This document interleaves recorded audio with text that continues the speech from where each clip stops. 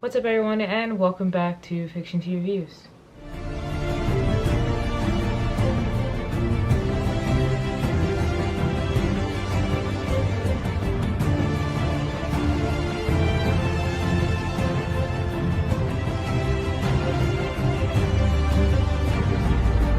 This video is brought to you by my self-published book, Rain. It is a psychological thriller about a group of young adults in a psych ward who get this new counselor that's trying to understand their mental illnesses and trying to understand them. But then the counselor shortly learns that these kids might not be crazy and that this place is actually making them crazy, all the while trying to figure out what's going on with him and his psychological demons and his problems. If you would like more information about this book, be sure to hit the link in the description box below. Supporting me and buying these books actually helps me to run this channel. So we are still doing 31 days of horror, and this is technically day 2, and I know I got like a week left, but listen, a lot's been going on. So we're gonna talk about the movie Hellraiser. Let's get into it. So Hellraiser is rated R. It's a 1987 classic. It is a horror slasher genre, and it is an hour and 34 minutes. You can watch this on Tubi, which is an app that you can download to your TV or computer. Overview. A sexual deviant, Frank, played by Chapman, inadvertently opens a portal to hell when he tinkers with a box he brought while abroad. The act unleashes gruesome beings called Cenobites who tear Frank's body apart. When Frank's brother Andrew Robinson and his wife Julia, played by Clare Higgins, move into Frank's old house, they accidentally bring what is left of Frank back to life. Frank then convinces Julia, his one-time lover, to lure men back to the house so he can use their blood to reconstruct himself. The director is Olive Barker. The cast is Doug Bradley as Pinhead, Lawrence as Kirsty, Clare Higgins as Julia, and more. So let's talk about the characters. So the mom, she was very sexually unsatisfied, and the dad was kind of clueless to the point where he would talk to her, but he would not talk to her. Tell the daughter, oh, she needs someone to talk to, and it's like, isn't that why you're there? He was kind of oblivious to his wife's needs, but she was also just willing to do anything for love for Frank, and she did. Just bringing in the victims for him. It really built on that broken foundation and went to building on that broken foundation to creating this masterpiece of a movie. This was a pretty classic horror thriller, and I love the costume design. First off, I want to say the paleness of the guy who played Pinhead, and very well suited for him, and he also wore like this long leather skirt. I watched some interviews and I found out that a lot of people, he talked about people approaching him and kind of being turned on by this whole mysterious goth-like character, which I thought was interesting. His eyes were dark, sunken, and cold-blooded, especially when he said, "We want the man who did." Want the man who did this. One of the main things that I liked was the costume design of all the Cenobites and Hellraiser. I love that they all had like this similar split in their stomach. One of them had a split in their stomach, and Hellraiser had his nipples out and they were kind of bloody, but then he had like this open revealing part that showed his nipples with like these straps. And then the next one, open split in the stomach. Another one had like this open split in the throat.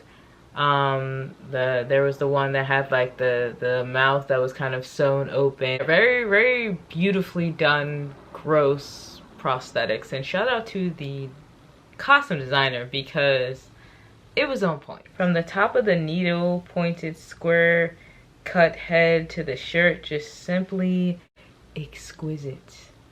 I always wanted to say that. So let's talk about the tone. So the tone is very carefully set. It's very poetic in a dark, sinister way. It's a very storytelling tale. The scene with the chains, with the fake chains hanging, and then Hellraiser kind of walks through it and there's like fake blood plops here and there, like when the guy hit his hand on the nail and there was blood, when I believe someone was, when there were the deaths and there was blood, just the plopping of the blood, and then the fact that it looked very real. It looked very real, especially during those times. It looked very real. I love the ambient sounds that played throughout the film and how it came together with the visual work of this film.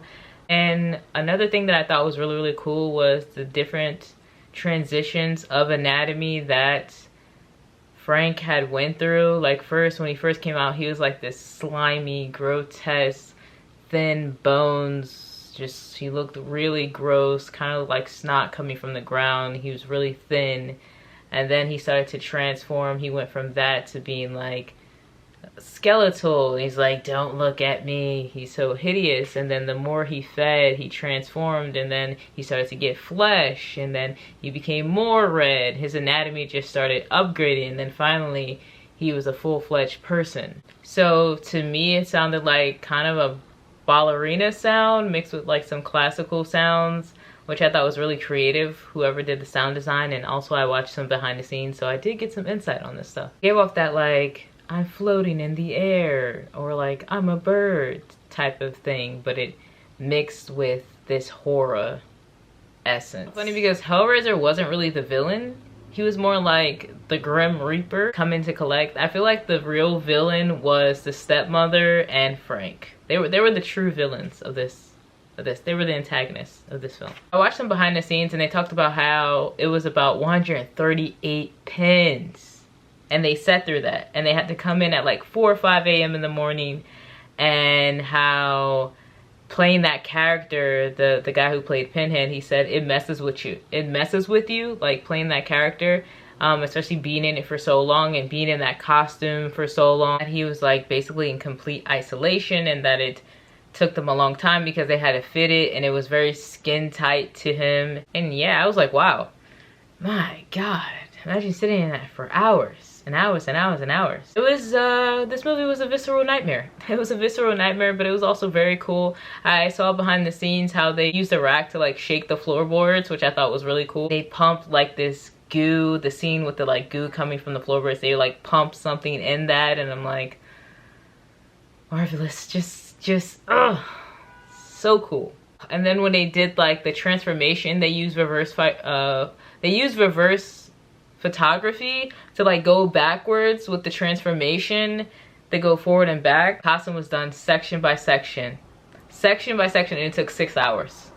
Whew. Also, I want to say that the electrical effects were very cool, especially I know during that time, but even during this time, this is a classic film. I'm like, the edits were really good. Like, even, you know, it's good because it still holds within this time period, and just call classic, like I'm gonna keep saying. And last but not least, that ending scene where it's stretching his face and all the hooks are in his face, and it's just stretching his skin, and it's blood everywhere, and his skin is peeling. Oh, and like he licks his lips, and he's like, Jesus wept. Overall, I really like this film. After watching some behind the scene clips, they said that this was a low budget movie. And I'm like, they did a good job for this being a low budget movie. Like, they used what they had. I'm sure there was a lot of creativity, and you could see that a lot of creativity went into this. And I definitely recommend it for the month of Halloween and just in general if you haven't seen this. So if you like this video, be sure to give it a thumbs up. And I will be working on the next video to post for 31 Days of Horror. I also got that request. Somebody wanted me to review Teen Wolf Season 2. I am currently working on that. I think I have like an episode left or something. And I will be continuing on with doing more reviews. And like I said, if you like this video, give it a thumbs up. If you want to hit me up and send me requests of films, TV shows, etc., you can hit me up at fictionT12reviews12@gmail.com. And see you all next time. Peace.